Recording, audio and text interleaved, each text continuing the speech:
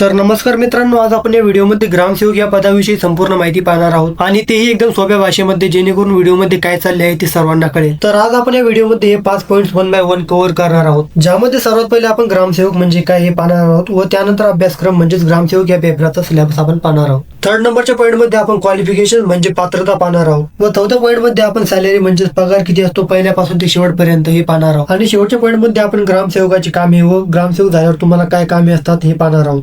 तर चला सर्वात पहिला पॉईंट ग्रामसेवक म्हणजे काय हे आपण आता पाहूया. ग्रामसेवक हा ग्रामपंचायतीचा प्रशासकीय अधिकारी असून तो गावातील विकासाची कामे, सरकारी योजना आणि ग्रामपंचायतीचे दैनंदिन प्रशासन सुरळीत चालवण्याची जबाबदारी ही ग्रामसेवकावर असते. आणि गावाच्या सर्वांगीण विकासाची कामे व नागरिकांना सरकारी योजनांचा लाभ मिळवून देणे, ग्रामपंचायतीची कामे पाहणे आणि अंमलबजावणी व देखरेख ही ग्रामसेवक करत असतो. आणि जी सर्वात महत्वाची गोष्ट तुम्हाला लक्षात ठेवायची आहे ती म्हणजे ग्रामसेवक हा शासन आणि ग्रामस्थ यांच्यामधील महत्वाची दुवा म्हणून कार्य करत असतो. ही गोष्ट तुम्हाला लक्षात ठेवायची आहे.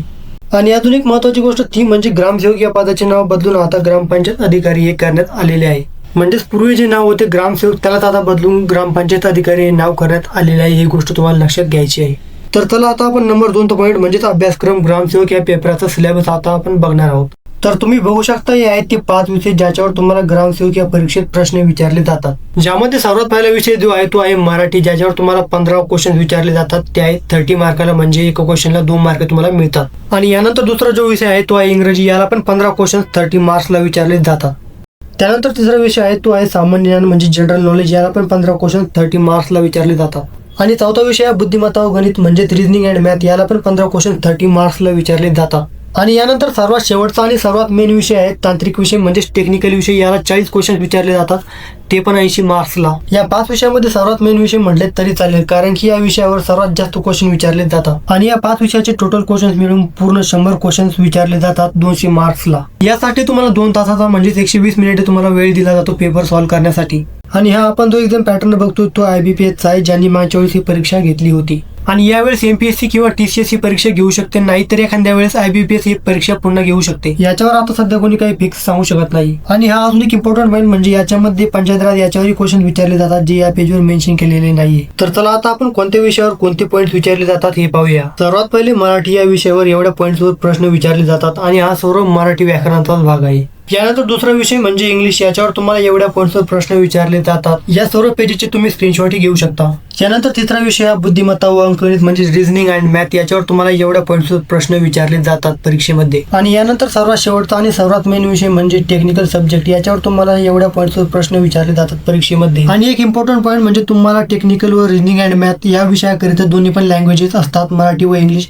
तुम्हाला ज्याच्यामध्ये पेपर द्यायचा आहे तुम्ही त्याच्यामध्ये पेपर देऊ शकता. तर हा होता संपूर्ण सिलेबस तो ग्रामसेवक परीक्षेसाठी विचारला जातो. तर आता आपण तिसरा पॉईंट बघणार आहोत जो की आहे पात्रता म्हणजेच क्वालिफिकेशन, म्हणजेच तुम्हाला ग्रामसेवक होण्यासाठी कोणकोणते क्वालिफिकेशन्स लागतात. क्वालिफिकेशन्स मध्ये बघायला गेलो तर तुम्ही 12वी पास पाहिजे 60% गुणांसह कोणत्याही शाखेतून. जर तुम्ही 12वी पास असाल 60% गुणांसह तर तुम्ही ग्रामसेवक या परीक्षेसाठी फॉर्म भरू शकता, तुम्ही याच्यासाठी पात्र आहात. यानंतर तुमच्याकडे अभियांत्रिकी पदविका म्हणजे 3 वर्षाचा डिप्लोमा झाला असेल तरी तुम्ही या परीक्षेसाठी पात्र आहात. आणि तिसरी जी पदवी आहे ती आहे BSW ची म्हणजे समाज कल्याण विषयातील पदवी असेल तरी तुम्ही परीक्षेसाठी बसू शकता. आणि यानंतर तुम्ही 10वी पास प्लस कृषी डिप्लोमा 2 वर्षाचा झाला असेल तरी तुम्ही परीक्षेसाठी पात्र आहात.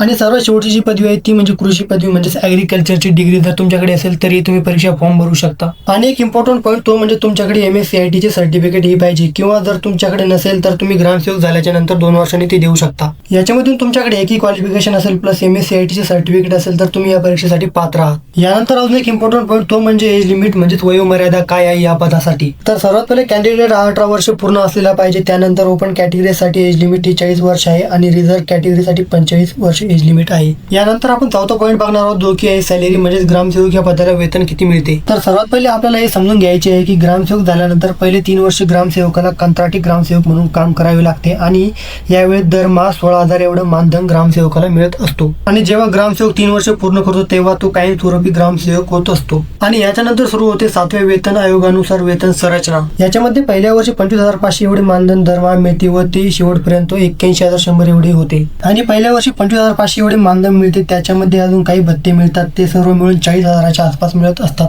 आणि तुम्ही तो A-सेट आकडा बघताय ना, तो जेवढा मोठा असेल तेवढी जास्त वेतन मिळत असते, जसे की A-सेट, S9, S10, S11 असे. हा आकडा जेवढा मोठा होत जातो तेवढेच तुमचे वेतनही वाढत जाते. त्यानंतर आपण 5वा पॉईंट बघणार आहोत जो की आहे काम म्हणजेच ग्रामसेवकाचे काय काय काम असते ते बघणार आहोत.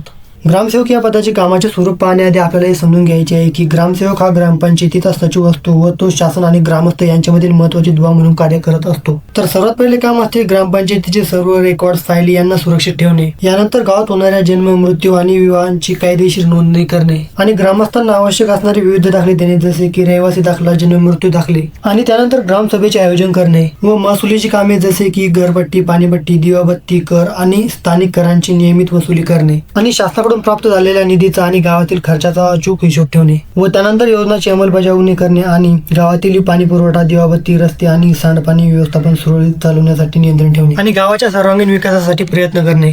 या सर्व गोष्टींमुळे ग्रामसेवकाला शासन आणि ग्रामस्थ यांच्यामधील दुवा म्हणतात. तर ही होती मित्रांनो ग्रामसेवक या पदाबद्दल सर्व माहिती जी आपण 1 by 1 पॉईंट्स थ्रू बघितली आहे. आशा करतो की हा व्हिडिओ तुम्हाला आवडला असेल. व्हिडिओ आवडल्यास व्हिडिओला लाईक नक्की करा आणि अशीच इन्फॉर्मेटिव्ह व्हिडिओ पाहण्यासाठी चॅनलला सबस्क्राईब नक्की करा. तर चला भेटूया पुन्हा एका नवीन व्हिडिओमध्ये.